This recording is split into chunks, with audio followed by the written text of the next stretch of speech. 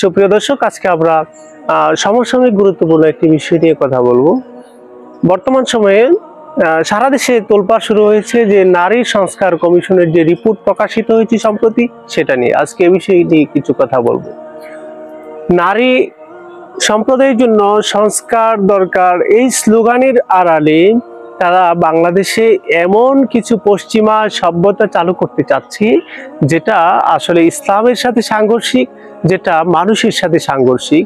আজকে আমরা এই বিষয়টার কথা বলবো।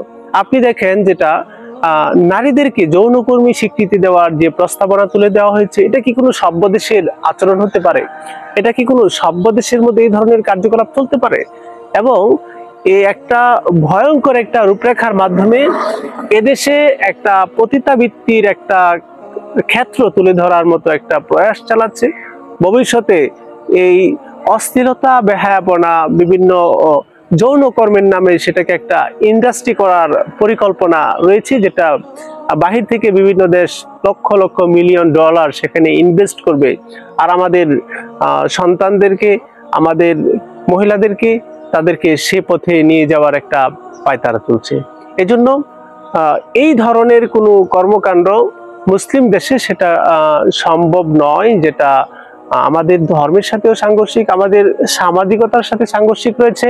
বিশেষ করে আমাদের যে স্টিল যে সংবিধান রয়েছে, সেই সংবিধানের সাথে সাংঘর্ষপূর্ণ এরকম ধরনের বিভিন্ন প্রস্তাবনা এই নারী কমিশনের প্রস্তাবনার মধ্যে রয়েছে, যেটা প্রত্যেকটা নারীর জন্য একটা কলঙ্কময় অধ্যায় যেটা স্থাপন করবে, এটা যদি বাস্তবায়ন হয়।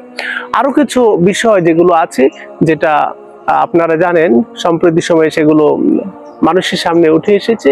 তার মধ্য থেকে আরো একটা গুরুত্বপূর্ণ বিষয় হলো, যেটা নারী এবং পুরুষের কোরআনের বর্ণনা অনুযায়ী, যে আল্লাহ সুবহানাহু ওয়া তাআলা যেখানে সূরা নিসার মধ্যে বর্ণনা করেছেন যে পুরুষের 2 অংশ আর নারীর 1 অংশ, সেটার বিরোধিতা করা হয়েছে। এর মাধ্যমে আমাদের সমাজে একটা বড় ধরনের একটা সংঘাত সৃষ্টি হতে পারে। বিশেষ করে একজন মেয়ে, সে তার ভাইয়ের সাথে ফাইট হতে পারে ফ্যামিলির মধ্যে, এবং তার বাবার সাথে ফাইট হতে পারে, তার অন্যান্য যে অংশীদার যারা রয়েছে তাদের সাথে তার একটা দ্বন্দ্ব হয়ে যেতে পারে, যেটা সামাজিকভাবে সেটা একটা বিশৃঙ্খলা সৃষ্টি করবে। আর ইসলাম যেখানে নারীদেরকে ভরণ পোষণের সকল ব্যবস্থা বাবাকে দেওয়া হয়েছে, সকল ব্যবস্থা যদি ভাই থাকে ভাইকে দেওয়া হয়েছে, অর্থাৎ তার দায়িত্ব কোনো না কোনো ভাবেই ইসলাম কাউকে দিয়ে দিয়েছে।